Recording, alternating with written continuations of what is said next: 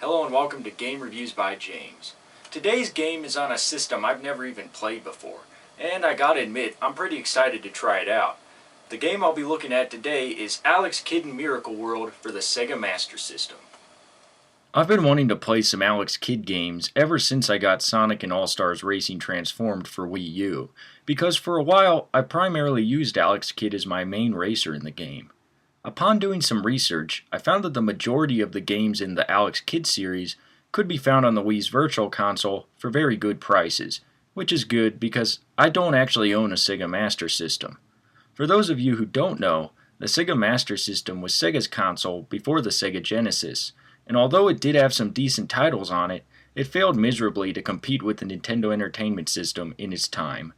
Now let's talk about Alex Kidd itself. The game was created by Sega shortly after the release of Super Mario Bros.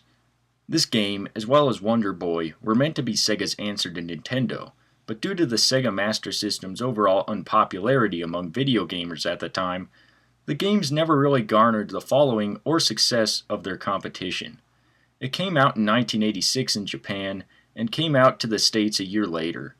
It's not hard to see why this game wasn't flying off store shelves. For one, only a small percentage of people own the system, and just look at the game's horrendous box art. This might be the worst I've ever seen. It seems like someone at Sega went up to his 3-year-old son and said, "Hey, how would you like to design the box art for a new game we've been working on?" And this is the result. This box art doesn't even get the look of the character right. I'd be hard-pressed to spend $40 on something if it looked like this. Horrendous box art aside, the game would be one of the most popular on the system. It spawned multiple sequels over the years, and even would be programmed into the Master System later in its lifespan, so the cartridge was not even required to play it. At the time, Alex Kidd was Sega's unofficial mascot, but bear in mind this was years before the creation of the blue blur, Sonic the Hedgehog. Before we start up the game, allow me to summarize its plot. Alex Kidd is a small boy with giant ears and the ability to break bricks with his giant fists. He comes across a dying man one day who tells him that the Miracle World has been taken over by Jenkin the Great, an evil sorcerer.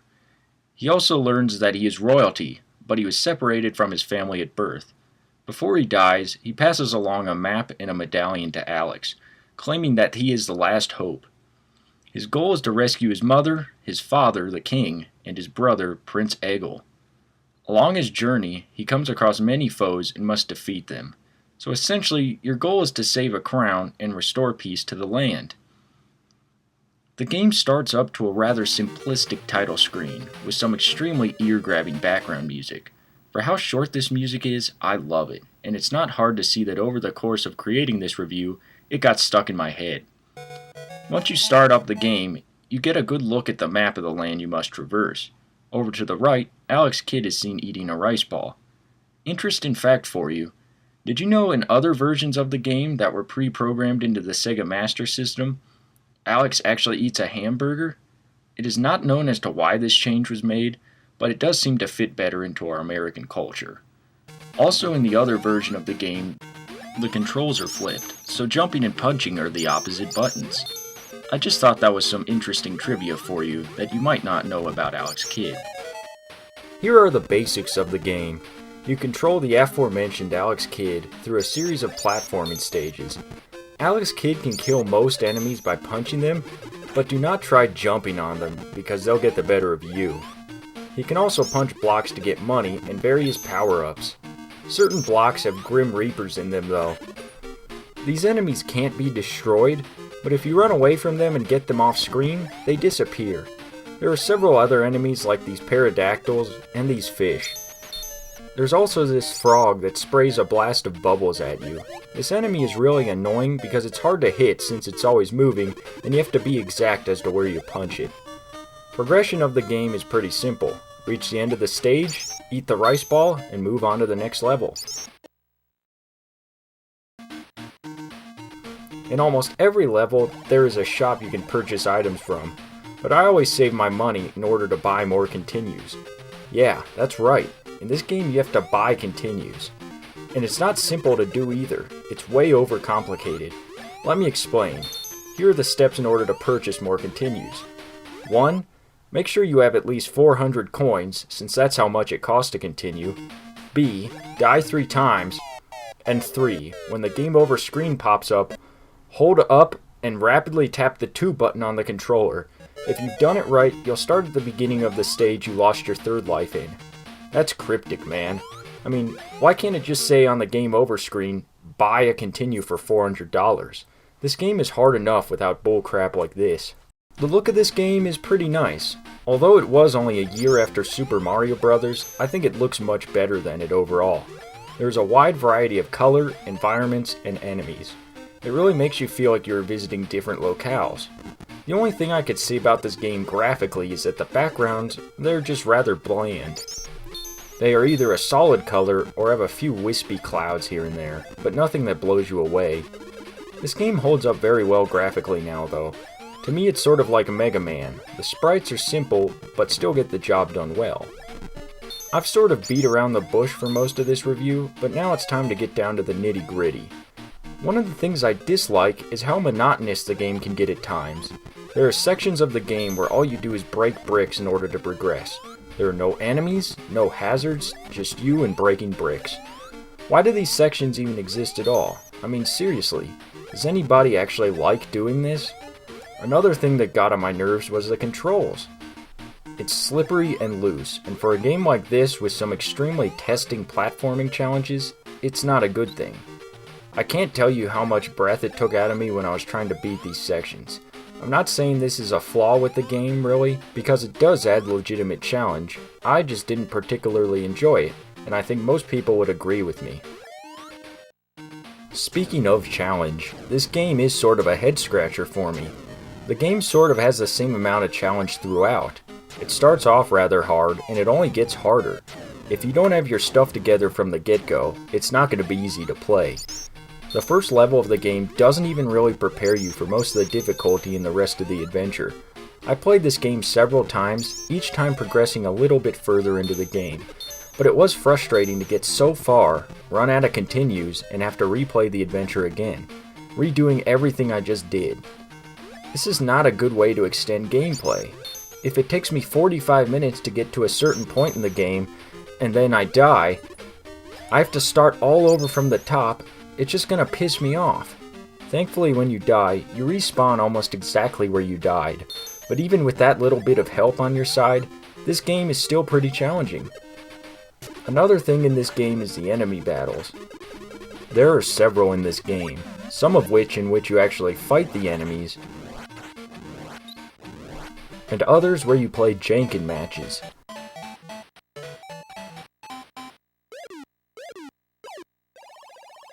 Janken is rock, paper, scissors. You have to win 2 out of 3 games, but I kind of cheated a bit. I looked up the correct combinations to beat each enemy, because this game is hard enough. If I got a game over because I lost a game of rock, paper, scissors, I would probably snap a controller over my knees. Don't get me wrong, I think it's a cool concept, but don't punish the player for losing a game of chance. Instead, how about if the player loses the rock, paper, scissors game, they get to fight the enemy? That would make a lot more sense to me at least. So the boss battles are pretty pointless, and if you know the right combinations beforehand, an utter joke to deal with. But there is much more to cover in this game. I haven't said much about the power-ups, so here goes. There are several useful power-ups in the game. One is the helicopter. This power-up lets you fly in the air and collect money, but one bad move and you fall into the water. There is also a speedboat, but once again, one bad move and you fall into the water. Falling into the water is not a punishment by any means though. Aside from the first level in the game, the underwater segments are a breeze to deal with. Other power-ups include a shield, an item that makes Alex kill anything he runs into, invincibility, and a ring you could pick up, which is probably the most useful item in the game. It completely obliterates anything in its path. I like to call it the Red Ring of Death. This nickname seems to fit this item just as well as the Xbox 360 malady. There's one other aspect of this game I'd like to cover, and that is the castles. And man, are these stages testing. They involve a lot of trial and error and have lots of puzzles to figure out. Like here, you have to run under these spike chandeliers as fast as you can. Or here, you have to break enough blocks before the spike wall crushes you.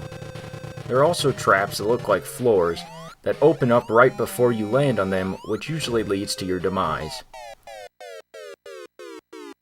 There are pixel-perfect moments in these castles, where you have to be so exact you'd swear you were a wizard when you pull them off. The castles rack your brain and make you slow down, which I like, and although they are challenging, they don't feel anywhere near as cheap as some of the regular levels in the game. There was a lot more for me to say about this game than I expected.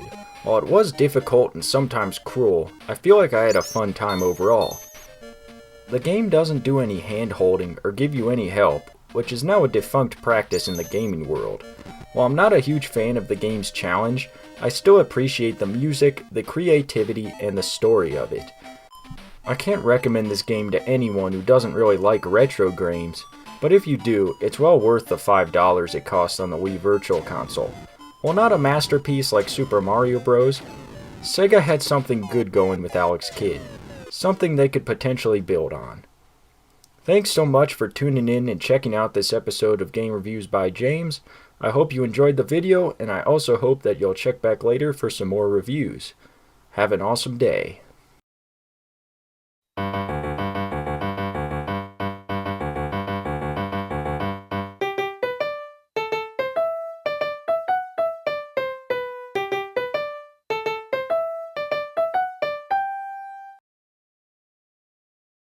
What is you doing in here? Just catching up on extra credit. How could you get over 100% A?